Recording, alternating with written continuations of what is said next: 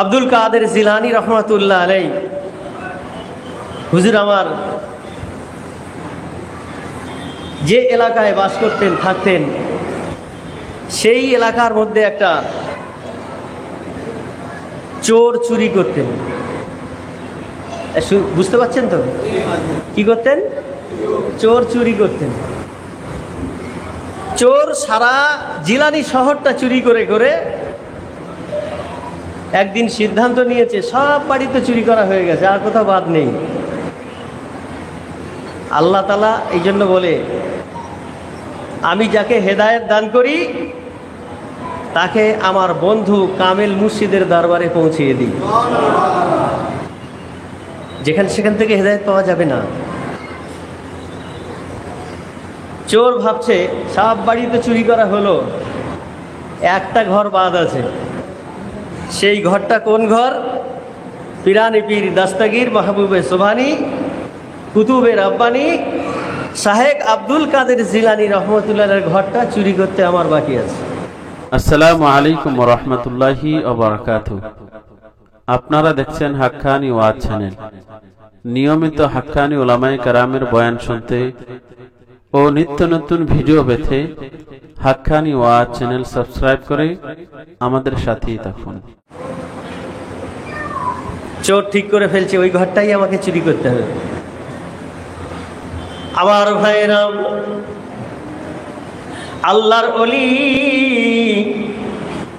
আল্লাহর মেহবুব বান্দা গভীর রাতে আমরা এশার নামাজ সালাত আদায় করে খানা পিনা খেয়ে ঘুমিয়ে যাই, কিন্তু যারা আল্লাহর মেহবুব বান্দা হয়, আল্লাহর আশিক বান্দা যারা হয়, আল্লাহর প্রিয় বন্ধু যারা হয়ে যায়, আল্লাহর দিওয়ানা মুসলিম যারা হয়ে যায়, তারা ঘুমিয়ে রাতটা কাটায় না, বলকি আল্লাহর ইবাদতে রাত কাটিয়ে দেয়। তবে তারা আল্লাহর বন্ধু। জোরে বলেন সুবহানাল্লাহ। আমাদের মতো ফাঁকিবাজি নাই। কখনো রুকু হালাতে, কখনো দেখবেন সেজদা হালাতে, কখনো মুরাকাবায় গিয়ে, কখনো মুশাহাদায় গিয়ে, কখনো সেজদায় পড়ে তাহাজ্জুদের সালাতে সেজদার মধ্যে আল্লাহর মেহবুব বান্দা সেজদায় নাক আর কপালটা লাগিয়ে দেওয়ার পর ওই নামাজের মধ্যে গিয়ে সুবহানা রাব্বিয়াল আলা, সুবহানা রাব্বিয়াল আলা, সুবহানা রাব্বিয়াল আলা এই তাসবিহ পাঠ করতে করতে করতে করতে আল্লাহর বান্দার জবান দিয়ে বেরিয়ে যায়, মালিক তুমি আমাকে আখিরি জামানার নবীর উম্মত বানিয়েছো, তোমার বন্ধু বানিয়েছো, কামেল ওলি আল্লাহর দরজা দিয়েছো, আরে বিল্লার বাদশাহী তো আমায় দিয়েছো। ও আমার মালিক, আমি এই চারটি দেয়ালের মধ্যে আমি বন্ধ হয়ে আছি একমাত্র তোমার দিদার পাওয়ার জন্য। জোরে বলেন, কার দিদার পাওয়ার জন্য? আর আমরা স্বপ্ন দেখি টাকা, স্বপ্ন দেখি গাড়ি, স্বপ্ন দেখি বাড়ি, স্বপ্ন দেখি সুন্দর নারী। আবার ভাইয়েরা, যুবক জওয়ানেরা, আল্লাহর মেহবুব বান্দা যারা হয় সেজদায় গিয়ে মালিকের প্রশংসায় পঞ্চমুখ হয়ে যায়। শুধু তাই নয়, তাই নয়, আল্লাহর ওলি হযরত মাওলানা সুফি মুফতি আজান গাছি রহমাতুল্লাহ আলাইহি, হুজুর মুয়াজ্জিন কেবলা রহমাতুল্লাহ আলাইহি, আপিসি হুজুর কেবলা রহমাতুল্লাহ আলাইহি, সাবল সিঙ্গাপুরি রহমাতুল্লাহ আলাইহি এবং বর্তমান গদিনসীন হুজুর কেবলা, তাদের সিস্টেমটা সব একই। সেজদায় গিয়ে রাত গভীরে মাওলার সঙ্গে দিদার করে, আর ওই মাওলার সে আজিম থেকে আওয়াজ দিয়ে বলেন, ও আমার বন্ধুরে, এই দুনিয়ার জমিনে তো আমার কোনো সন্তানাদি নাই, আমার পিতা মাতা নাই, আমার ভাই ব্রাদার নাই, আমার বংশের কেউ নাই, একমাত্র আমি তোমাদের সৃষ্টি করেছি ইল্লা লিয়াবুদুন, আমি একমাত্র সৃষ্টি করেছি তোমাদেরকে ইল্লা লিয়াবুদুন, আমার ইবাদত করার জন্য। ও আমার মালাইকার ফেরেশতারা রে, দেখো দেখো ওই বাগমারির জমিনে লক্ষ্য করে দেখো, আমার একজন গোলাম চারটি দেয়ালের মধ্যে, তার ভাই নাই, বিবি নাই, বাচ্চা নাই, সন্তানাদি কেউ নাই, দুনিয়ার কোন মানুষ তার কাছে বর্তমানে নাই। সে সব কিছু ত্যাগ করে দিয়ে একমাত্র আমাকে পাওয়ার জন্য হুজরায় সিজদায় পড়ে আছে। আর জোরে বলেন না সুবহানাল্লাহ। কামেল মুর্শিদ কারা? কারা কামেল মুর্শিদ? কামেল ওলি আল্লাহ কাদের বলা হয়? আমরা বুঝি না আর বোঝাতেও পারি না। আমার ভাইয়েরা, যুবক জওয়ানেরা, আল্লাহর ওলির মুরিদ যারা হয়, কামেল ওলি আল্লাহর মুরিদ যারা হয়, সারাদিনে ন্যায় অন্যায় আছে না নাই? কথা বলে না, আছে তো? পা ফেললেই অন্যায় আছে, গুনাহ আছে। কামেল মুর্শিদ তো তাকে বলে যে নিজের ফিকির ভুলে যায়, সন্তানদের ফিকির ভুলে যায়, তার ওয়ারিসের ফিকির ভুলে যায়, তার বিবি বাচ্চার ফিকির ভুলে গিয়ে তার মুরিদদের গুনার গাঁটলি নিয়ে সেজদায় মালিকের দরবারে তুলে ধরে। জোরে বলেন না সুবহানাল্লাহ। তাকে বলে কি? কামেল ওলি আল্লাহ। জোরে বলেন সুবহানাল্লাহ। আমার ভাইয়েরা, যুবক জওয়ানেরা, বর্তমান হুজুর কেবলা রহমাতুল্লাহ আলাইহি মাস্টার সাহেব দামাত বারকাতুহুম, আমরা তো চোখে দেখতে পাই না, রাত গভীরে মুর্শিদ আমার, তার খাওয়ার কোনো অভাব ছিল না, বাড়ির কোনো অভাব ছিল না, কিন্তু আল্লাহ তাআলা ভালোবেসে কামেল মুর্শিদের সহমত অর্জন করার কারণে তিনি একটা মাস্টারি করতেন। কিন্তু আল্লাহ তাআলা কামেল মুর্শিদ সুফি আজম গাছী রহমাতুল্লাহ দরবারের মুরিদ হওয়ার কারণে আল্লাহ তাআলা তাকে ভালোবেসে মহব্বত করে ওই চার দেয়ালের মধ্যে বসিয়ে টাইটেলটা দিয়ে দিলেন দস্তগীর ফকির। কি টাইটেল? দস্তগীর ফকির। জোরে বলেন সুবহানাল্লাহ। এই টাইটেল সবাই পায়? সবাই এই টাইটেল নসিব হয় না। দস্তগীর কাকে বলে? যিনি তার মুরিদদের হাত ধরে ধরে নূহ নবীর কিস্তি যেমন আল্লাহ আদেশ করলেন, হে নূহ আলাইহিস সালাতু ওয়াস সালাম, এই কিস্তি বানাও আর তোমার আদেশ তুমি আমার আল্লাহর তুমি হুকুম জানিয়ে দাও, যারা এই কিস্তিতে উঠবে তারাই ওই জুদি পাহাড়ে গিয়ে লেগে যাবে, প্লাবন থেকে বেঁচে যাবে, আসমানি বালা থেকে বাঁচবে, জমিনি বালা থেকে বাঁচবে। আমার কামেল মুর্শিদ সাবল সিংহাপুরী রহমাতুল্লাহ আলাইহি তানার নুরানি জবানে তিনি একবার নয় লাখো বার তিনি বলেছেন, হাক্কানি আঞ্জুমান হচ্ছে নূহ নবীর কিস্তির মতো। অর্থাৎ 5 ওয়াক্তের নামাজ যারা কায়েম করলো, যারা এই কোরআনের ওজিফা আমল করলো, যারা হালাল খানা খেলো, যারা তাকওয়া অর্জন করলো, যে মহিলা পর্দায় জীবন যাপন করলো, স্বামীর মহব্বত ভালোবাসা দেখালো, এই কোরআনের ওজিফা পড়লো, কোরআন পড়লো আর নামাজটা বিনা কাজায় পড়লো, তারা সব নূহ নবীর কিস্তিতে চেপে গেল। আর এই কিস্তিটা লাগবে কোথায় গিয়ে? জুদি পাহাড়ে।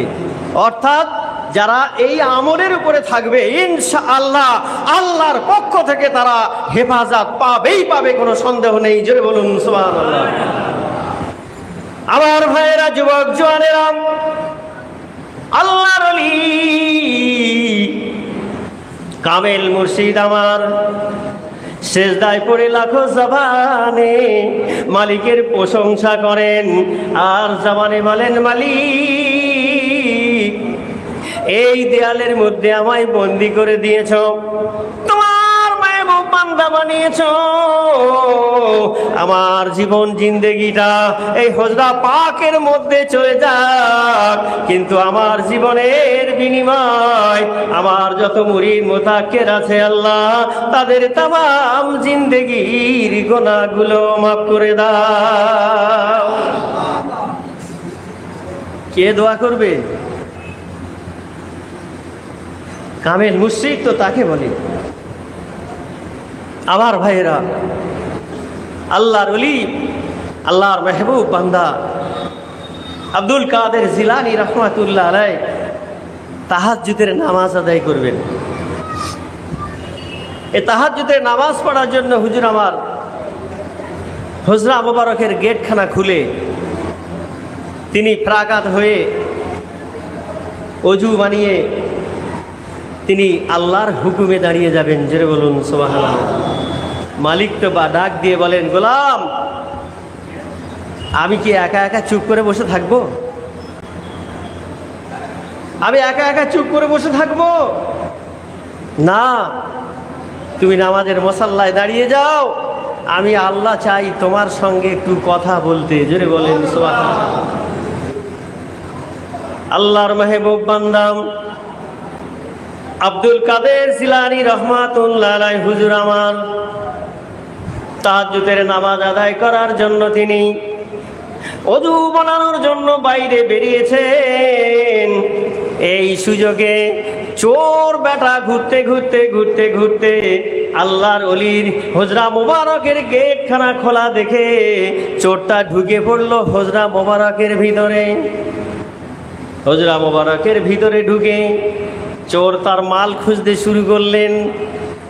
মনে মনে ঠিক করে ফেললো, যদি আজকে ধরা পড়ে যায় তাহলে আব্দুল কাদের জিলানী রহমাতুল্লাহ আলাইহি বড় পীর, আর যদি ধরা না পড়ি তো আমি পীর। মনে মনে ঠিক করছে, যদি ধরা পড়ে যায় তাহলে উনি বড় পীর, আর যদি ধরা না পড়ি তাহলে আমি পীর। ঢুকে মাল তালাশ করছে, খুঁজছে। আল্লাহর ওলির দরবারে আর কি থাকবে, খুঁজতে খুঁজতে হুজুর ততক্ষণে ফেরাকাত হয়ে অজু বানিয়ে হুজরা মোবারকের গেটের কাছে এসে গেছে। যেই হুজুরকে দেখলেন তিনি তো আর বেরোবার কোনো সুযোগ পেলেন না। অবশেষে খেজুর পাতার চাটাই একটা ছিল, সেই চাটাইটা নিয়ে গোটা বডিকে জড়িয়ে তার ভেতরে চুপ করে দাঁড়িয়ে আছে। আচ্ছা, আল্লাহর ওলিরা বুঝতে পারে না? পারে না? ইত্তাকু ফিরাসাতাল মুমিনে ফাইন্নাহু ইয়ানজুরু বিনুরিল্লাহি তাআলা। যিনি বলেন সুবহানাল্লাহ। আল্লাহর ওলিদের কাছে একটা স্পেশাল চোখ আল্লাহ দিয়েছে, সেটা হলো নূরের চোখ। এই চোখ দিয়ে দেখতে পায়। হুজুর কিছু বললেন না, আস্তে আস্তে ঘরের হুজরা পাকের মধ্যে ঢুকলেন। ঢোকার পর দরজাটা লাগিয়ে মাসাল্লা ফেলে দাঁড়িয়ে গেছেন। এমন সময় বাইরে থেকে একজন কড়া নাড়াচ্ছে, আসসালামু আলাইকুম আব্দুল কাদের জিলানী রহমাতুল্লাহ আলাইহি। হুজুর একটু দরজাটা খোলেন। হুজুর চিন্তা করেন এত রাত্রে কে ডাকে। দরজাটা খুললেন। দরজাটা খুলতেই দেখেন তানার দরজার সামনে দাঁড়িয়ে আছেন হযরত খিজির আলাইহিস সালাম। জোরে বলেন সুবহানাল্লাহ। কি ব্যাপার হুজুর এত রাত্রে আমার দরবারে? ভালো করে শুনবেন কথাটা, অন্যদিকে মন দিলে হবে না। ওলি আল্লাহর সহবতে একটা মানুষ গেলে কোন পজিশন তার তৈরি হয়। এত রাত্রে কি ব্যাপার? হযরতে খিজির আলাইহিস সালাম বলছে, আল্লাহর মেহবুব বান্দা, আমি এসেছি আপনার কাছে। অমুক শহরের মধ্যে 40 জন কুতুব ছিল, যাদের কারণে আল্লাহ শহরকে টিকিয়ে রেখে দিয়েছে। জোরে বলেন। কুতুবদের ক্ষমতা আছে না নেই? যে শহরে 40 জন কুতুব বাস করে, কুতুব থাকে, সেই শহরে বিচ্ছিন্নতা দেখা দিতে পারে না। যখন 40 জনের একজন ইন্তেকাল করবে, সঙ্গে সঙ্গে 40-এর কোটা পুরা করতে হবে, না হলে দাঙ্গা হাঙ্গামা মারামারি কাটাকাটি শুরু হয়ে যাবে। নিশ্চিত এটা আমাদের ভরসা, আমাদের ইয়াকিন যে আমরা যে শহরে বাস করি, নিশ্চিত 40 জন আল্লাহর কুতুব বান্দা আছেন, যার কারণে এত বড় বড় বিপদ বালা পেরেশানি আসছে, করোনা আসছে, এরপরও আল্লাহ তাআলা আমাদেরকে হেফাজতে রেখে দিয়েছে। জোরে বলুন সুবহানাল্লাহ। এসব আমাদের কোনো কৃতিত্ব নেই। হযরতে খিজির আলাইহিস সালাম বলেন, অমুক শহরের মধ্যে 40 জন কুতুব বান্দা ছিল, একজন কুতুবের ইন্তেকাল হয়ে গেছে। 39-এর কোঠা এসে গেছে। একজন কুতুবের দরকার, না হলে শহর বিচ্ছিন্ন হয়ে যাবে। ওই কুতুবের দরজায় একজন কুতুব দরকার। আমি এই জন্য গভীর রাতে তোমার দরবারে এসেছি, একটা কুতুব আমাকে দাও। ওখানে কি কুতুব বানানো আছে নাকি? এই কথা বুঝতে পারছেন কিছু? ওখানে কুতুব বানানো আছে যে গেলেই একবার দিয়ে দেবে? নাও। আল্লাহর ওলি হযরত আব্দুল কাদের জিলানী রাহমাতুল্লাহ আলাইহি হুজুর আমার বলেন, এত রাতে কুতুব কোথায় পাবো? আপনি সকালবেলা আসেন, চেষ্টা করে দেখবো তিনি নাছোড়বান্দা। হযরতে খিজির আলাইহিস সালাম বলেন, ও আল্লাহর মেহবুব বান্দা, যতক্ষণ পর্যন্ত আপনি কুতুব আমাকে না দেবেন, ততক্ষণ পর্যন্ত আমি আপনার চৌকাঠ ছাড়ব না। কি সমস্যায় পড়ে গেলাম? কুতুব কোথায় পাবো? এত রাতে কুতুব কোথায় পাবো?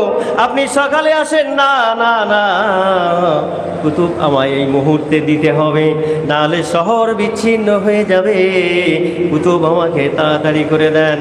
আল্লাহর মেহবুব বান্দা হযরতে আব্দুল কাদের জিলানী রাহমাতুল্লাহ আলাইহি তারাকে বুঝিয়ে যখন পারল না, অবশেষে তিনি বলছেন, বাবা ওই খেজুর পাতার চাটাইয়ের মধ্যে যিনি দাঁড়িয়ে আছো, বাবা জলদি করে বেরিয়ে এসো, তোমার কপালটা বড় ভালো।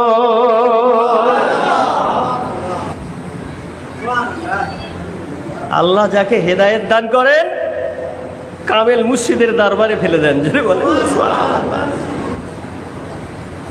আজকে আমরা যদি পাশাপাশি আলোচনা করে দেখি আমাদের জীবন আদর্শগুলো, আমরা কোথায় ছিলাম আর আজকে কোথায়? এক কথা বলেন, আমরা কোথায় ছিলাম? কামেল মুর্শিদের দরবারের দামান ধরার কারণে আল্লাহ তাআলা আমাদের মর্যাদা কোথায় পৌঁছে দিয়েছে। আমরা একটু চিন্তা করি না, একটু ভাবি না, ফিকির করি না। আজ আমরা কে কোথায় পড়েছিলাম? নিগাহে মর্দ মুমিন সে বদল জাতি হ্যায় তাকদীর। মুর্শিদ হলো নেককার সালেহীন, তার সহবতে যাওয়ার কারণে আল্লাহ আমাদের তকদীর পরিবর্তন করে দিয়েছেন, চেঞ্জ করে দিয়েছেন, জীবন আদর্শ পাল্টে দিয়েছেন। আমার ভাইয়েরা, আল্লাহর ওলি হযরতে আব্দুল কাদের জিলানী রাহমাতুল্লাহ আলাইহি হুজুর আমার বলছে, ওই খেজুর পাতার চাটাইয়ের মধ্যে দাঁড়িয়ে আছো বাবা, তুমি জলদি করে বেরিয়ে এসো। তিনি একবারও চোর নামটা উল্লেখ করলেন না। আমরা হলে কি বলতাম? এই কথা বলেন না কেন? তিনি একবারও চোর বলে উল্লেখ করলেন না। ওই যে খেজুর পাতার চাটাইয়ের মধ্যে যিনি আছো, বেরিয়ে এসো, তোমার কপালটা বড় ভালো।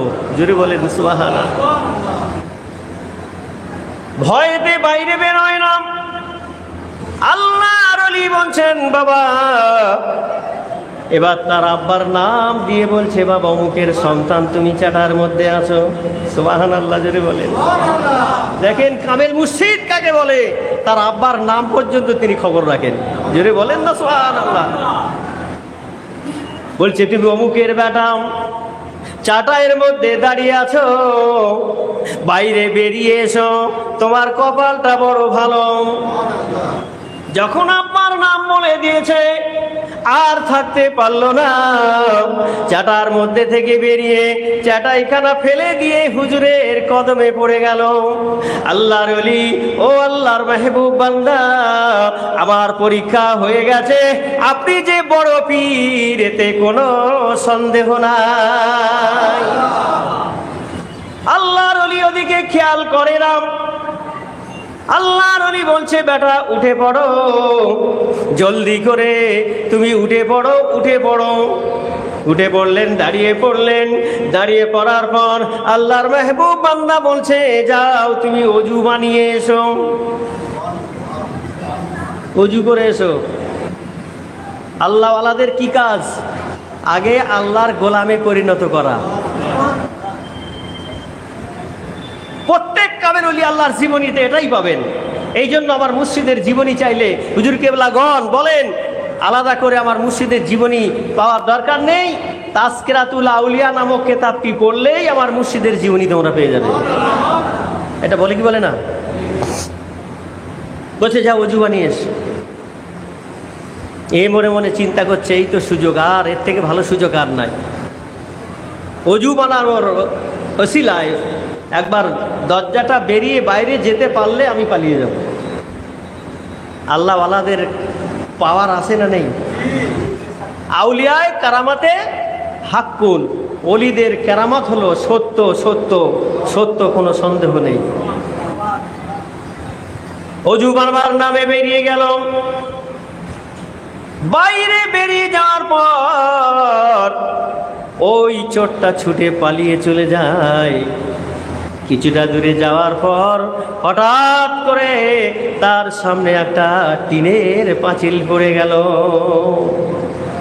স্পিড গতি, টিনের পাঁচিল যদি সামনে হঠাৎ পড়ে যায়, ব্রেক করলেও রুখবে না, অ্যাক্সিডেন্ট পড়ে গেল।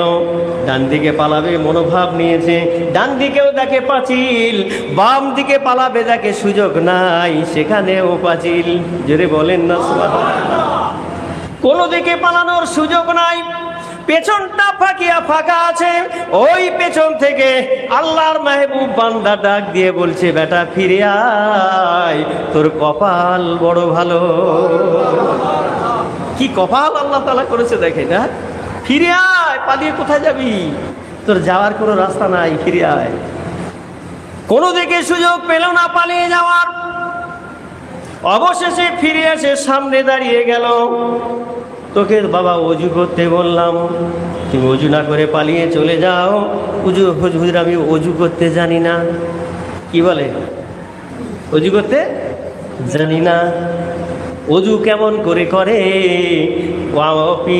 ও আল্লাহর ওলি, আমি অজু করতে জানি না। বলছে যাও তুমি অজু করে এসো। অজুখানায় চলে গেল। কি অজু করলো না করলো ওই বেটা জানে। হাত মুখ ধুলো, কি করলো, এরপর চলে আসলো আল্লাহর ওলি হযরতে আব্দুল কাদের জিলানী রহমাতুল্লাহ আলাইহি। হুজুর বলছে এবারে নামাজের মুসাল্লায় দাঁড়িয়ে যা,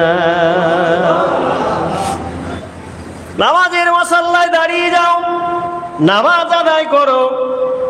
চোর বেটা বলছে হুজুর আমি তো নামাজ পড়তেও জানি না। আল্লাহর ওলি বলছে বেটা দাঁড়াও দাঁড়াও, নামাজের মুসাল্লায় দাঁড় করানোর দায়িত্ব আমার, কবুল করার দায়িত্ব আমার মাওলা।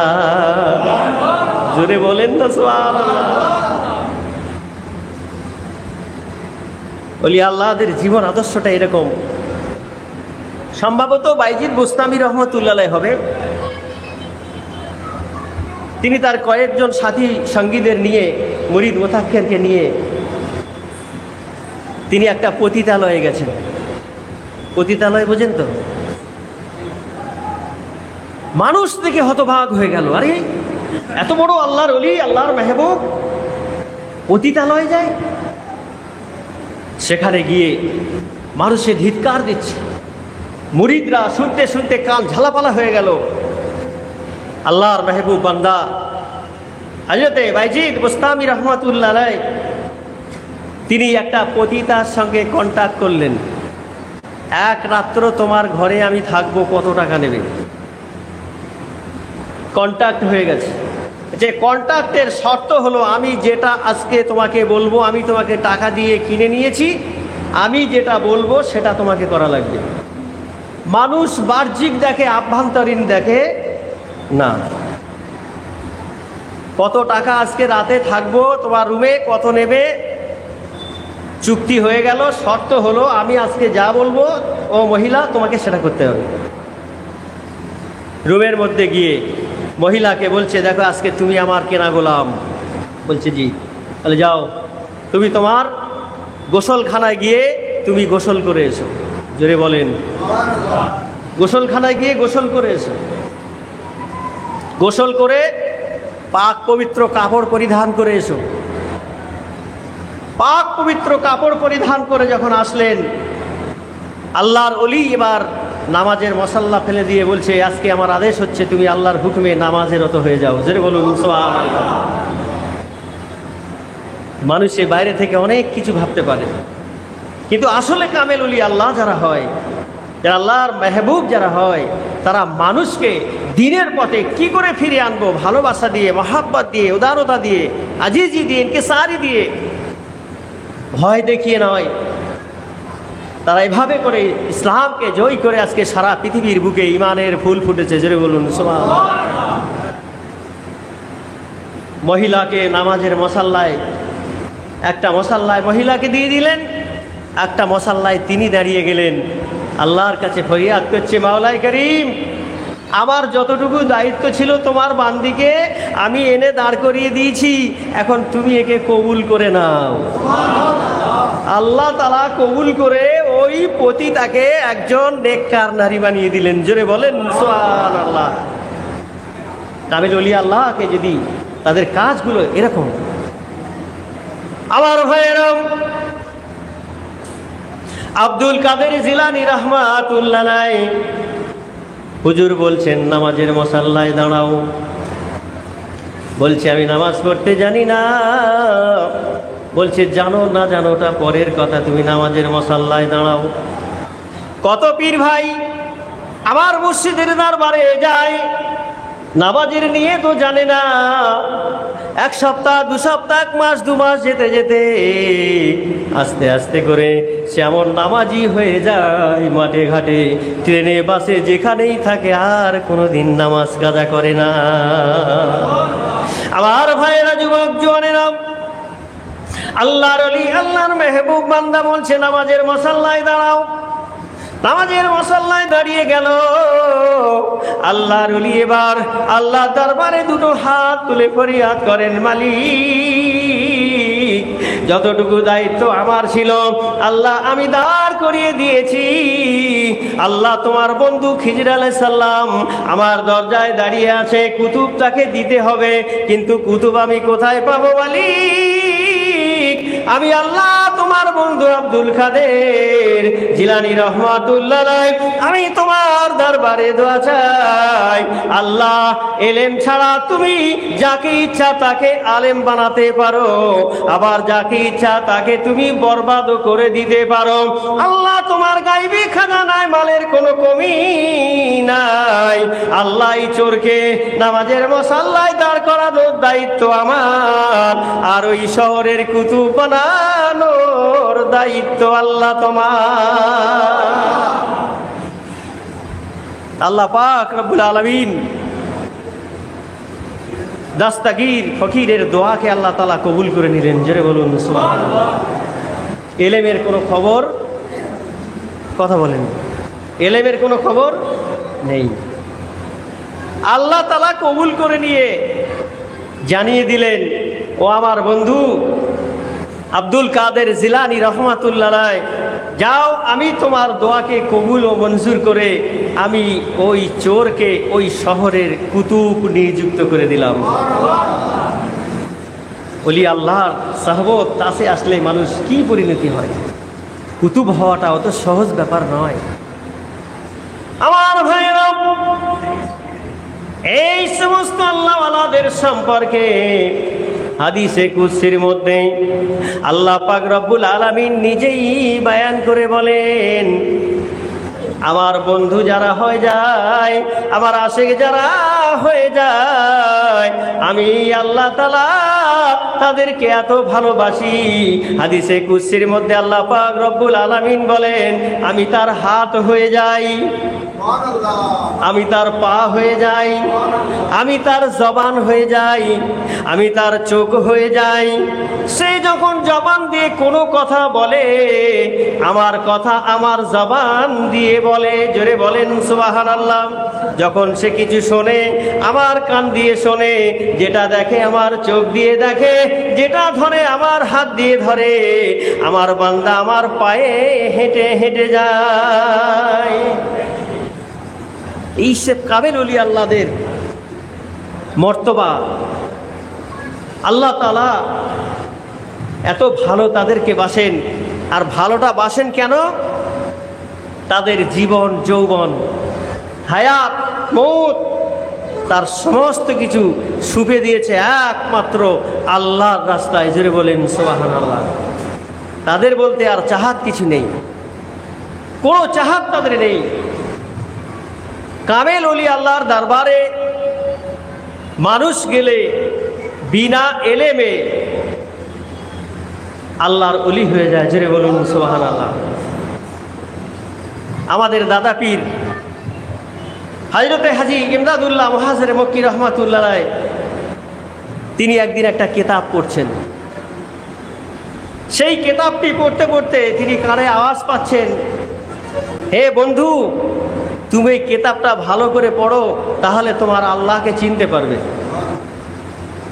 তিনি কিতাব মুড়ে বন্ধ করে দিলেন। বন্ধ করে দিয়ে তিনি চিন্তা করতে লাগলেন যে আমার মাওলাকে চিনতে গেলে তো আমাকে এমনি এমনি হবে না, মাওলাকে যারা চিনেছে তাদের সহবতে যেতে হবে। তিনি ফরিয়াদ করলেন আল্লাহর দরবারে, ও আমার মালিক, তোমাকে যারা চেনে এমন একজন বন্ধুর সন্ধান আমাকে দাও, যার সহবতে গিয়ে আমি তার দরবার থেকে ইলমে মারুফাত, ইলমে লাদুনি অর্জন করতে পারি। জোরে বলেন সুবহানাল্লাহ। আমার ভাইরা, যুবক জওয়ানেরাও, হাজী ইমদাদুল্লাহ মুহাজিরে মক্কি রহমাতুল্লাহ আলাইহি আল্লাহর দরবারে দোয়া করলেন। আল্লাহ তাআলা তার দোয়াকে কবুল করে নিয়ে তাকে জানিয়ে দিলেন, ও আমার বন্ধু হাজী ইমদাদুল্লাহ মুহাজিরে মক্কি রহমাতুল্লাহ আলাইহি, তুমি একটু কষ্ট করে ওই জানজান শহরে চলে যাও। ওই জানজান শহরে আমার একজন মাহবুব বান্দা আছে, যার নাম হযরতে নূর মোহাম্মদ জানজানবী রহমাতুল্লাহ আলাইহি। জোরে বলেন সুবহানাল্লাহ। নূর মোহাম্মদ জানজানবী রহমাতুল্লাহ আলাইহি, তার দরবারে তুমি যাও। গেলে কি হবে? যাও তো। তিনি দৌড়ে দৌড়ে যাচ্ছেন, দোয়া করেছেন আল্লাহর কাছে, আল্লাহ বড় একজন বুজুর্গের সন্ধান দিও। কিন্তু তিনি গিয়ে দেখছেন কি, মক্তবে বাচ্চাদের পড়াচ্ছেন, ছোট ছোট বাচ্চাদের তিনি দ্বীনের শিক্ষা দিচ্ছেন। তিনি মনে মনে ভাবলেন যে আমি আল্লাহর কাছে দোয়া করলাম, আল্লাহ বড় বুজুর্গের সন্ধান দিও, আর আল্লাহ আমাকে দিল মক্তবের হুজুর। এসেছি যখন একটু সালাম দিয়ে যাই। বাইরে থেকে সালাম দিলেন। সালাম দেওয়ার সঙ্গে সঙ্গে হযরতে নূর মোহাম্মদ জানজানবী রহমাতুল্লাহ আলাইহি সালামের জবাবটা দিয়ে বলছে, বাবা হাজী ইমদাদুল্লাহ মুহাজিরে মক্কি রহমাতুল্লাহ আলাইহি, এত আসতে আবার দরবারে দেরি কেন হলো বলো? তার মানে কি বুঝতে পারলাম? আগে থেকে খবর হয়ে গেছে, খবর হয়ে গেছে। বলছে আসতে দেরি করলে কেন? ইনি চিন্তা করলেন, আল্লাহ আমি তো ভুল বুঝেছিলাম। তানার দরবারে কিছুদিন থাকলেন, থাকার পর বলছে যাও, বাড়িতে চলে যাও। আমার এই মসজিদের দরবারে যত মানুষ আমরা যাই, আমাদের কোনো ইলম কালাম কিছুই নেই, কিন্তু কামেল মসজিদের দামান ধরার কারণেতে আল্লাহ তাআলা আমাদেরকে যে দরজা দিয়েছে, তারই একটা ওয়াকিয়া। হাজী ইমদাদুল্লাহ মুহাজিরে মক্কি রহমাতুল্লাহ আলাইহি তার দরবারে কিছুদিন থাকার পর তিনি বললেন, যাও হাজী সাহেব, বাকি পড়াশোনাগুলো কমপ্লিট করে এসো। তিনি বাড়িতে চলে আসছেন।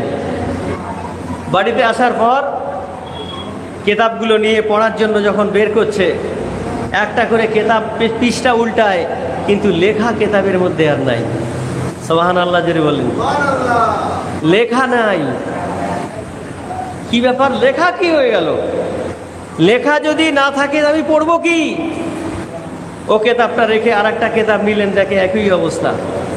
আর একটা নিলেন, দেখছে সেও একই অবস্থা। আর একটা নিলেন, দেখে একই অবস্থা। এমনি করে সব কেতাবগুলো রেখে দিয়ে আবার মসজিদের দরবারে চলে গেলেন। জোরে বলুন সুবহানাল্লাহ। এই মসজিদের দরবারে গিয়ে মসজিদ জিজ্ঞাসা করছে, হযরতে নূর মোহাম্মদ জানজানবী রহমাতুল্লাহ আলাইহি বলছে, হাজী সাহেব কি ব্যাপার, পড়া শেষ হয়ে গেছে? বলে না হুজুর, পড়া কি শেষ হবে?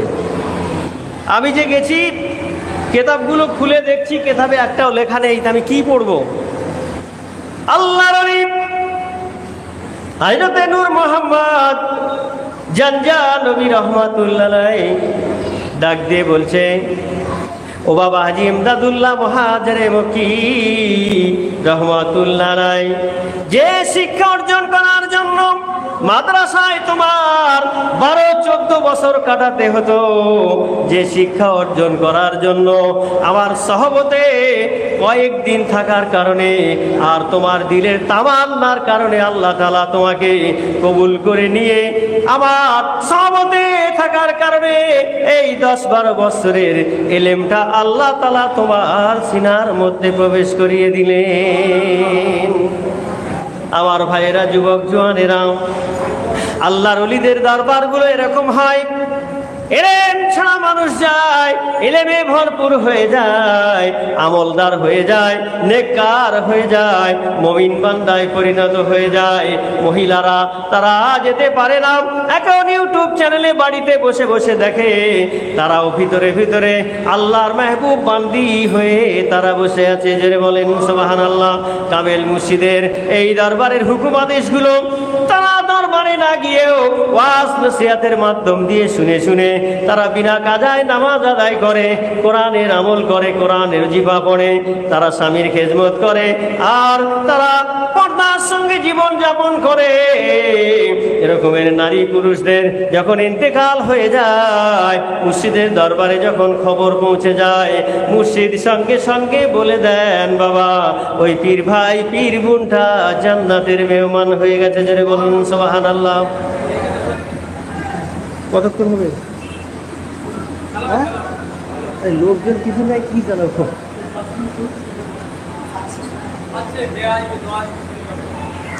আমার ভাইয়েরা,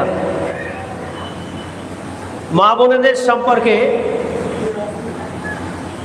তাদের ওয়াজ সাধারণত সচরাচর করা হয় না, তাই তো নাকি? এদের একটু ওয়াজ না করলে ওরা রাগ করে। আমি মা বোনেদের উদ্দেশ্যে একটি ওয়াকিয়া বলবো। একজন আল্লাহর বুজুর্গ বান্দা কামিলিন, তিনি কোনো এক কবরস্থানের পাশ দিয়ে চলে যাচ্ছেন গভীর রাত। এই গভীর রাতে কবরস্থানের পাশ দিয়ে চলে যাচ্ছেন, হঠাৎ করে একটা কবরের ভিতর থেকে আওয়াজ ভেসে আসছে, হে আল্লাহর মেহবুব বান্দা, হে পথিক, একটু দাঁড়িয়ে যাও, আমি এই কবরের মধ্যে জিন্দা আছি, আমি মরি নাই, আমাকে একটু কবর থেকে বাইরে বের করো।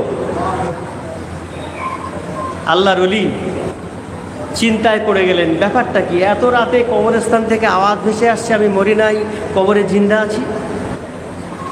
মহিলার গলার আওয়াজ। তিনি আরেকটু এগিয়ে গেলেন, যাওয়ার পর আবার সেই মহিলা আওয়াজ দিয়ে বলছে, ও পথিক, ও আল্লাহর মেহবুব, একটু দাঁড়িয়ে যাও, আমি কবরে জিন্দা আছি, আমি মরি নাই, আমাকে একটু বাইরে বের করো। আল্লাহর ওলি এটাকে সত্য যাচাই করার জন্য আরেকটু এগিয়ে গেলেন। আরেকটু এগিয়ে যাওয়ার পর আবার আওয়াজ আসছে, ও আল্লাহর মেহবুব বান্দা, আমি কবরে জিন্দা আছি, আমি মরি নাই, আমাকে একটু বাইরে বের করো। আল্লাহর ওলি এবার বললেন, না, এর নিশ্চিত একটা কিছু ব্যাপার আছে, এটাকে জানতে হবে। তিনি সেই মহল্লায় গিয়ে মসজিদের ইমামকে ডেকে তুললেন। যেটা বলেন না সুবহানাল্লাহ। মসজিদের ইমামকে ডাকলেন, ডেকে বলছে, ভাই এই কবরস্থানে এরকম একটা আওয়াজ কবরের মধ্যে থেকে আসছে, একটা মহিলার আওয়াজ, আমি তো বুঝতে পারছি না। ইমাম সাহেব কি করলেন, এলাকাবাসীদেরকে সব রাতে ডেকে তুললেন, তুলে বলছে, চলো ওই কবরস্থানে যেতে হবে, কি ব্যাপার দেখি। সবাই ওই রাতে কবরস্থানের পাশে গিয়ে খুঁজতে খুঁজতে গিয়ে দেখেন ওই কবর থেকে আওয়াজ আসছে, একটা আওয়াজ ভেসে আসছে। আল্লাহর ওলি, ইমাম সাহেব এবং গ্রামবাসী সবাই কবরটাকে ঘিরে সবাই দাঁড়িয়ে দেখছেন যে বাঁশ তো ঠিকই আছে। একজন যুবককে বললেন, বাবা এই কবরের একটা বাঁশ তো তোলো তো।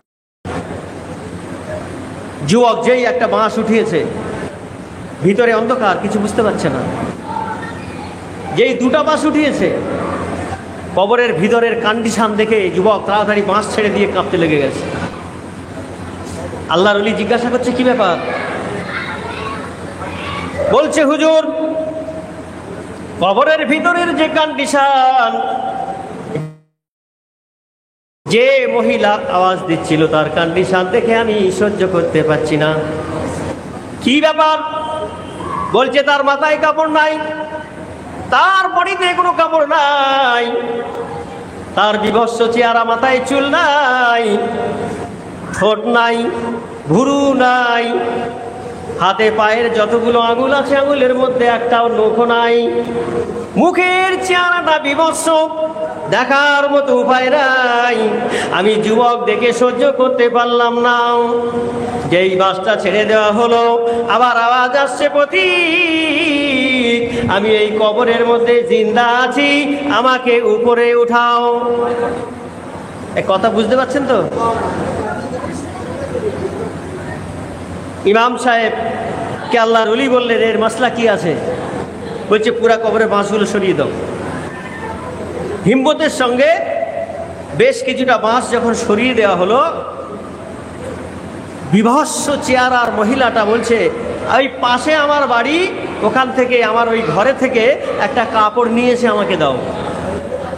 একজন যুবক দৌড়ে চলে গেল, দৌড়ে গিয়ে তার ঘর থেকে একটা কাপড় নিয়ে এসে দেওয়া হলো। মহিলা তার বডিটা আব্রু করে তিনি লাফিয়ে কবর থেকে উঠে সোজা যে তার রুমটা ছিল সেই রুমের মধ্যে গিয়ে জানালা দরজা সব বন্ধ করে দিলেন। সবাই অবাক হয়ে গেল, ব্যাপারটা কি? ইমাম সাহেব বলছে, ভাই, কয়েকজন যুবক তোমাদের যাদের সাহস আছে, তোমরা একটু এগিয়ে যাও তো, গিয়ে ওই মহিলাকে বলো যে তুমি জিন্দা আছো বললে আমাদের সঙ্গে কথা বলবে, তুমি উঠে রুমে ঢুকে দরজা জানলা বন্ধ করে দিলে কেন? দরজা খোলো। যুবকগুলো গিয়ে যখন দরজায় নক করে মহিলাকে বলছে, মহিলা দরজাটা খোলো। মহিলা বলছে, যাদের বুকে সাহস আছে সেরকম ব্যক্তি একজন থেকে দুজন আমার রুমে ঢুকবে, এছাড়া কেউ ঢুকবে না। বলছে, ঠিক আছে, তুমি দরজাটা খোলো না। মহিলা দরজাটা খুলে দিলেন। দুজন যুবক ঢুকলো। মহিলা একটা কোণার মধ্যে কাপড় আব্রু হয়ে বসে আছে। বলছে, তুমি আমাদের সঙ্গে কথা বলবে, তো তুমি এসে রুমে জানালা দরজা বন্ধ করে দিলে, আবার কাপড় ঢেকে বসে আছো, কি ব্যাপার বলো, কি হয়েছে? মহিলা কি করলেন? সঙ্গে সঙ্গে মাথার কাপড়খানা সরিয়ে ফেললেন। মাথার কাপড়টা যেই সরিয়ে ফেললো, ওই যুবক দুটো দেখে যেন সেন্সলেস হয়ে যাওয়ার মতো অবস্থা। মহিলা মাথার মধ্যে একটাও চুল নাই, তার ভুরুটা নাই, তার ঠোঁট দুখানা নাই, মুখের চেহারা বিভৎস। এই দেখে যুবকগুলো কাঁপতে লেগে গেল। বলছে, মহিলা, ও বোন, ও মা, বলো বলো, তোমার মাথার চুলগুলো কি হয়ে গেল? তোমার ভুরুটা কি হয়ে গেল? তোমার ঠোঁটটা কোথায় চলে গেল? তোমার মুখটা বিভৎস কেন? এরকম আকৃতির চেহারা কেন হয়ে গেল? মহিলা বলছে, ভাই রে, ও আমার প্রতিবেশী, শোনো শোনো, আমার যৌবন বয়সে, আমার বিবাহিতার পর আমি রূপসজ্জা করার জন্য আমি বিউটি পার্লারে যেতাম, ওখানে গিয়ে চুল কাটিং করে আমি ডিজাইন করতাম। এই কথা বুঝতে পারছেন কিছু? চুল কেটে আমি ডিজাইন করতাম, বিউটি পার্লারে গিয়ে আমি মেকআপ করতাম, আমি বুরু পেলাক করতাম, শরিয়াতের বিধান লঙ্ঘন করে আমি রূপসজ্জা করার জন্য, যুবকদেরকে দেখানোর জন্য আমার মোটা ভুরুটাকে আমি বিউটি পার্লারে গিয়ে আমি বুরু পেলাক করে সরু করে আনতাম। বাজারের যত দামি দামি কোম্পানির লিপস্টিক আমি ঠোঁটে ব্যবহার করে আমি যুবকদেরকে আকর্ষণ করার জন্য আমি এগুলো ব্যবহার করতাম। আমার আল্লাহ পাক রব্বুল আলামিন শরিয়াতের বিধান লঙ্ঘন করার কারণে আমার প্রতি নারাজ হয়ে গিয়ে ফেরেশতাদের বলেন, সাঁড়াশি দিয়ে টেনে টেনে আমার ওই বান্দার মাটির একটা একটা করে মাথার চুলগুলো উপড়ে ফেলে দাও। কথা বুঝতে পারছেন কিছু? মহিলারা এখন এগুলো করে নাকি করে না? সৌন্দর্য দেখানোর জন্য। কাকে দেখাও? যত রূপ সৌন্দর্য দেখানোর দায়িত্ব বিবাহিতার পর তার স্বামীর জন্য সাজাটা জায়েজ। জোরে বলেন সুবহানাল্লাহ। এখন আমরা স্বামীর সামনে যাই এলোমেলো হয়ে, যত ময়লা কাপড় পরে, ভালো রূপ সজ্জা না করে স্বামীর সামনে যাই। স্বামী তাকে দেখে তার ভালো লাগে না। আর যখন কোথাও বেড়াতে যায়, বাবার বাড়ি যায়, মেয়ের বাড়ি যায়, আত্মীয় স্বজনের বাড়িতে যায়, তখন আলমারি থেকে সব থেকে দামি কাপড়টা পরে আর যত রকমের মেকআপ তখনই করে বাইরে বের হয় মানুষকে দেখানোর জন্য। যে সমস্ত মহিলাগণ এই রকমের মানুষ দেখানোর জন্য সাজসজ্জা করবে, বিউটি পার্লারে যাবে, বুরু প্লাক করবে, লিপস্টিক লাগাবে, কপালে টিপ দেবে, এদেরকে ওই রকম ওই মহিলা সেই বর্ণনাটাই দিচ্ছে। মহিলা এবার হাতের আঙুলগুলো বাইরে বের করে দিলেন। যুবক দুটো লক্ষ্য করে দেখেন, দুটো আঙুলের দুটো হাতের মধ্যে 10খানা যে আঙুল আছে, এই আঙুলের মধ্যে একটাও নখ নাই। ও বোন, কি ব্যাপার? তোমার নখগুলো কোথায় চলে গেল? মহিলা তখন জবাব দিচ্ছে, ভাই, আমি দুনিয়ায় যুবকদেরকে আকৃষ্ট করার জন্য, আকর্ষণ দেওয়ার জন্য বাজারের যত রকমের লিপস্টিক নাই, বাজারের যত রকমের নীল পালিশ পাওয়া যায়, ওই নীল পালিশগুলো কখনো লাল, কখনো নীল, কখনো সবুজ, এরকম করে 2-3টা ডিজাইন করে আবার বড় বড় নখ রেখে আমি এভাবে করে সমাজের বুকে ঘুরে ফিরে বেড়াতাম। যুবকরা দেখে আমার প্রতি আকৃষ্ট হয়ে যেত। এই আকৃষ্ট আল্লাহ খুশি হলো না, আল্লাহ রাজি হলো না, আল্লাহ নারাজ হয়ে গিয়ে ফেরেশতাদের হাতে সাড়াশি তুলে দিয়েছে। ও আমার ফেরেশতারা, যাও, আমার ওই বান্দি দুনিয়ার যুবকদের বরবাদ করেছে, যাও ওর নখগুলোকে, কাঁচা নখগুলো সব টেনে টেনে উপড়ে ফেলে দাও। কিছু বুঝতে পারছেন? সব নখগুলো উপড়ে নিয়েছে। এরপর মহিলা দুটো পা বের করে দিয়েছে।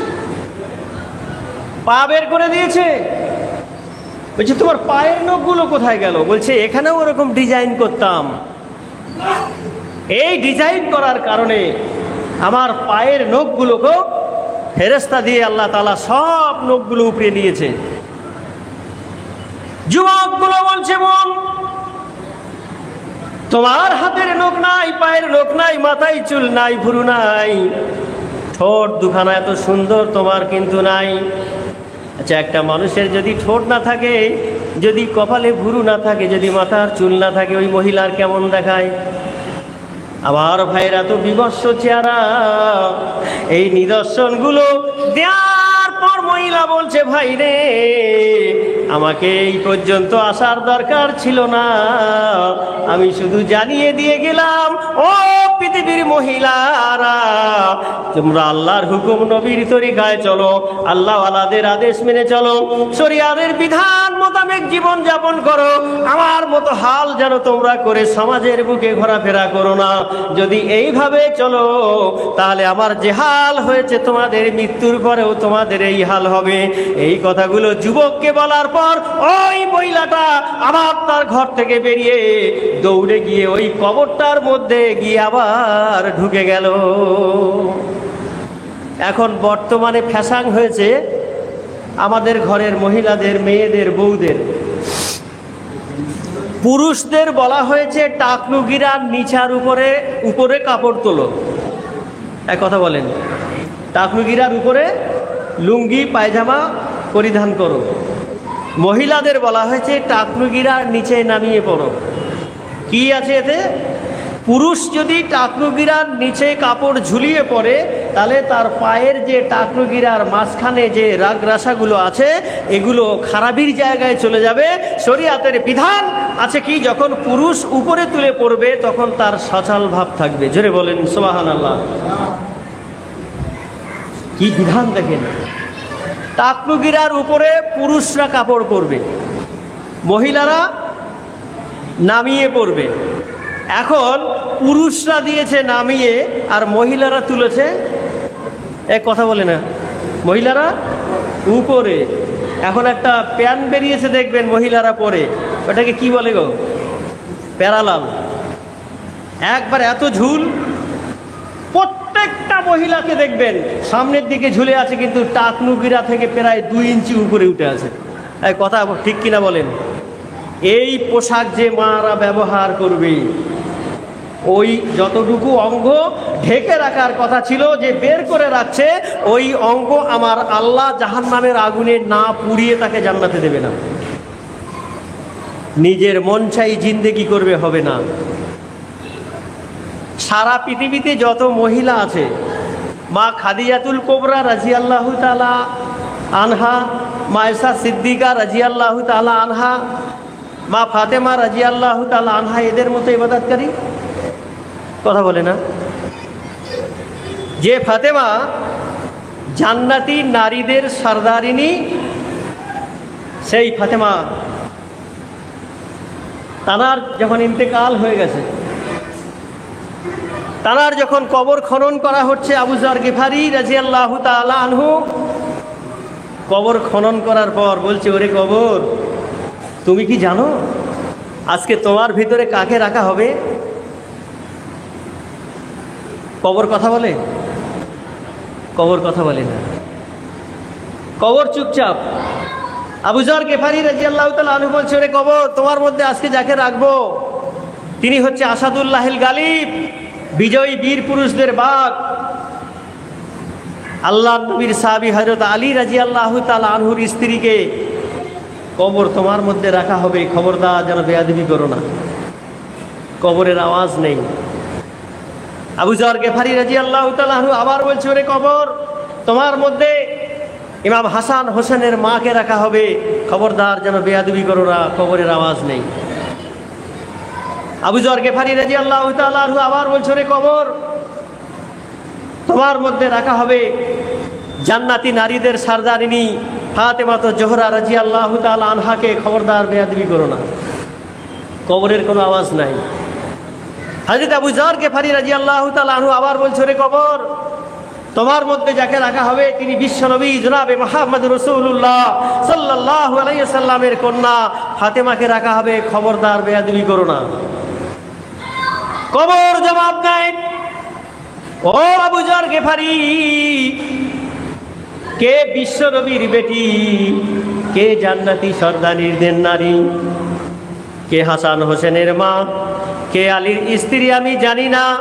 আমি কবর এমন একটা ঘর, এমন একটা কক্ষ, যার আমল ভালো হবে আমি তার সাথে সৎ ব্যবহার করব, আর যার বদ আমল হবে তার সাথে আমি বদ ব্যবহার করব।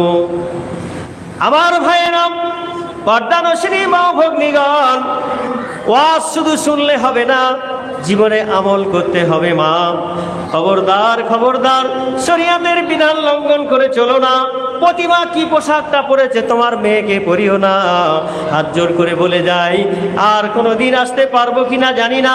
হাত জোর করে নেওয়া লক্ষ্যবাসী নাইকুণ্ডিবাসীদের বলে যাই, দূর দূরান্তে যত আমার মা বোনেরা এসেছেন, খবরদার আপনারা সংযত হয়ে যাবেন, মার্জিত পোশাক পরবেন। ইসলাম যে পোশাক পরার বিধান দিয়েছে সেই পোশাকগুলো পরুন, আর সন্তান মেয়ে সন্তানগুলো যারা আছে তাদেরকেও সেই পোশাক পরান। আর যে সমস্ত ছেলে আমাদের ঘরে আছে তাদেরকেও মার্জিত পোশাক পরান। খবরদার যেন ছেলেদের পায়ের নিচে কাপড় ঝুলে না যায়। আর বেশিরভাগ পুরুষদের আর একটা দেখা যায়, যদিও বা টাকনুগিরার উপরে কাপড় থাকে কিন্তু নাভিটা বেরিয়ে থাকে। এরকম আছে না নেই? এই নাভি বেরিয়ে থাকে না, থাকে না? এটাও বের করে রাখা যাবে না, নাভি ঢাকতে হবে। টাকনুগিরার উপরে পুরুষদের কাপড় রাখতে হবে। মহিলাদের বলি, মা, এত সুন্দর কাপড় পরলে কিন্তু যদি তোমার পেটটা দেখা যায়, তুমি গন্তব্যে থেকে যেখানে যাবে আবার ফিরে আসা পর্যন্ত যত পুরুষ নজর পড়বে, ওই জায়গাটা জাহান্নামে না পুড়িয়ে আল্লাহ তাআলা তোমাকে জান্নাতে দেবে না। ফ্যাশন করে সালোয়ার কামিজ দোকান থেকে ডিজাইন করে তৈরি করো না। বোরখা যেটা পরো সেটা মার্জিত বোরখা পরো, খবরদার টাইট বোরখা যেন পরো না, যেন তোমার বডি স্ট্রাকচার বুঝতে কেউ না পারে। ঢিলা ঢালা পোশাক পরো, এমন মার্জিত পোশাক পরে তুমি যখন নাইকুণ্ডি থেকে বের হবে, যুবক ছেলেরা যদি দেখতেও তোমায় পায়, তখন দেখবে তোমাকে সালাম দিয়ে বলবে, খালামা, দাদিমা, চাচিমা কেমন আছেন? জোরে বলেন সুবহানাল্লাহ। তুমি যদি শরীয়তের বিধান পালন করে যদি তুমি ঘর থেকে বের হও, ইনশাআল্লাহ যে যুবকরা তোমাকে টোন কাটতো, ওই যুবকরা তোমাকে খালাম্মা বলে সম্বোধন করবে, দাদিমা বলে সম্বোধন করবে, চাচিমা বলে সম্বোধন করবে, আম্মাজান বলে সম্বোধন করে তোমাকে সালাম দেবে। জোরে বলুন সুবহানাল্লাহ। এর থেকে বড় পাওনা আর কি আছে? এর থেকে বড় পাওনা আর কি আছে? কিন্তু এমন পোশাক পরে, এমন বোরখা পরে ঘর থেকে বেরোচ্ছি, সালাম দেওয়া তো দূরের কথা, কান রাখতে পারা যায় না, টিটকারির পর টিটকারি চলে। সমাজটা আমরা বরবাদ করে দিয়েছি। আল্লাহর রাস্তে বলি, আমার মা বোনেদেরকে, আপনারা সংযত হয়ে মার্জিত পোশাক পরিধান করুন, এমন বোরখা পরুন, আপনার দেখে আরও একটা নারী শিখবে।